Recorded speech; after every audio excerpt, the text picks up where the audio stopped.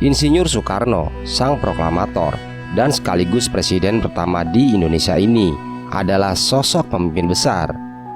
Putra sang fajar ini sangat karismatik, berwibawa, nasionalis, hingga revolusioner.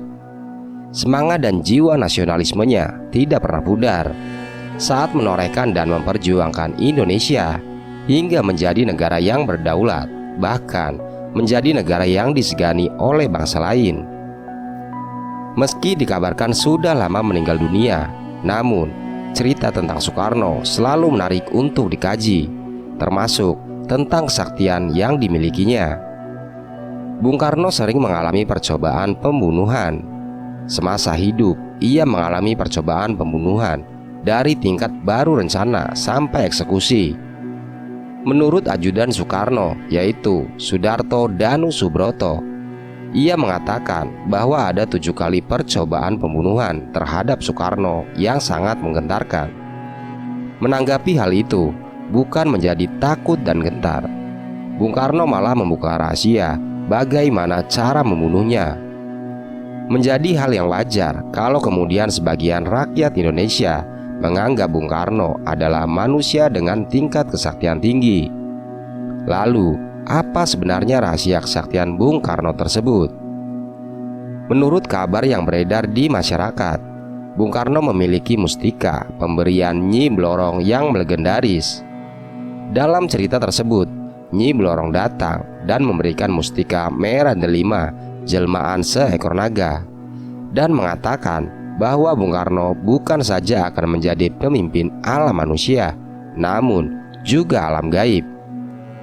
Tidak hanya Nyi Blorong, Bung Karno yang hobi dalam dunia supranatural ini sering bermimpi didatangi oleh tokoh legenda dari alam lain, seperti Kanjeng Sunan Kalijaga dan Ibu Ratu Kidul Pajajaran, serta Nyi Roro Kidul. Benarkah Bung Karno juga merupakan manusia sakti? Dengan sejarah sedikitnya 7 kali luput, lolos, dan terhindar dari kematian akibat ancaman fisik secara langsung, menjadi hal yang jamak kalau kemudian sebagian rakyat Indonesia menganggap Bung Karno adalah manusia dengan tingkat kesaktian tinggi.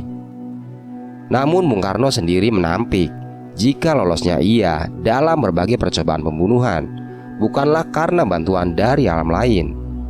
Ia menukas normatif yang kurang lebihnya mengatakan bahwa mati hidup adalah kehendak Tuhan.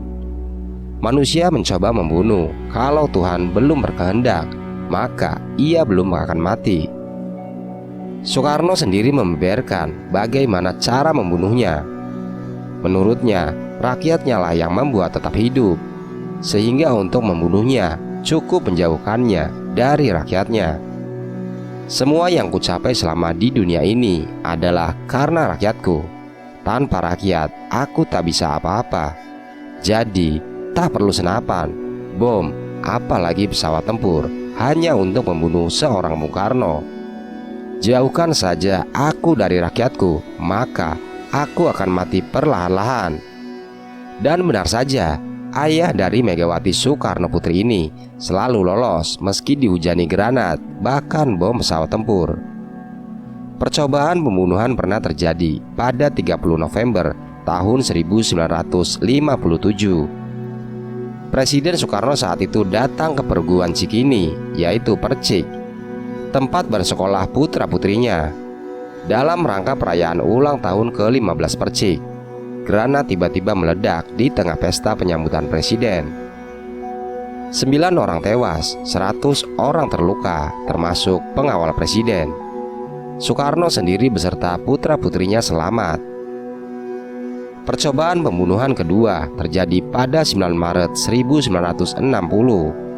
Tepat pada siang bolong, istana presiden dihentakkan oleh ledakan yang berasal dari tembakan kanon 23 mm pesawat MiG-17 yang dipiloti Daniel Maucar. Maucar adalah letnan angkatan udara yang telah dipengaruhi Permesta. Kanon yang dijatuhkan Maucar menghantam pilar, dan salah satunya jatuh tak jauh dari meja kerja Soekarno. Untunglah Soekarno tak ada di situ. Soekarno tengah memimpin rapat di gedung sebelah istana presiden. Pada April 1960, Perdana Menteri Uni Soviet saat itu, Nikita Khrushchev, mengadakan kunjungan kenegaraan ke Indonesia. Dia menyempatkan diri mengunjungi Bandung, Jogja, dan Bali. Presiden Soekarno menyertainya dalam perjalanan ke Jawa Barat. Tatkala sampai di jembatan Raja Mandala, ternyata sekelompok anggota DI melakukan penghadangan. Beruntung pasukan pengawal presiden sigap meloloskan kedua pemimpin dunia tersebut. Dan pada 7 Januari tahun 1962, Presiden Soekarno yang tengah berada di Makassar. Malam itu, ia akan menghadiri acara di Gedung Olahraga Mato Angin. Ketika itulah, saat melewati Jalan Cendrawasih, seseorang melemparkan granat. Granat itu meleset, jatuh mengenai mobil lain. Soekarno pun selamat. Selain itu, percobaan pembunuhan juga pernah terjadi pada 14 Mei 1962. Bahrum sangat senang ketika berhasil mendapatkan posisi duduk pada saf depan dalam barisan jemaah sholat Idul Adha di Masjid Baitur Rohim. Begitu melihat Soekarno, dia mencabut pistol yang tersembunyi di balik jasnya. Moncong lalu diarahkan ke tubuh Soekarno, dan klik, apa daya jarinya keluh. Dalam sepersekian detik, ketika tersadar, arah pun melenceng. Pada tahun 1960-an, Presiden Soekarno dalam kunjungan kerja ke Sulawesi, saat berada dalam perjalanan keluar dari lapangan terbang Mandai, sebuah peluru mortir ditembakkan anak buah Kahar Muzakar. Arahnya ke kendaraan Bung Karno, tetapi ternyata meleset jauh. Soekarno pun sekali lagi selamat. Dan pada Desember 1964, Soekarno dalam perjalanan dari Bogor menuju Jakarta, rombongannya membentuk konvoi kendaraan. Dalam melaju kendaraan yang perlahan, mata Soekarno sempat berserobok dengan seorang lelaki tak dikenal di pinggir jalan. Perasaan Soekarno kurang nyaman saat itu, dan benar saja, lelaki itu pun melemparkan sebuah granat ke arah mobil Soekarno. Beruntung, jarak pelemparannya sudah di luar jangkauan mobil yang melaju. Soekarno pun selamat. Dari kesemuanya, Bung Karno tetap selamat, tetap sehat, dan tidak gentar. Dia terus saja menjalankan tugas kepresidenan dengan segala konsekuensinya. Dalam salah satu pernyataan di biografi yang ditulis oleh Cindy Adams, berkomentar tentang usaha-usaha pembunuhan yang dilakukan terhadapnya.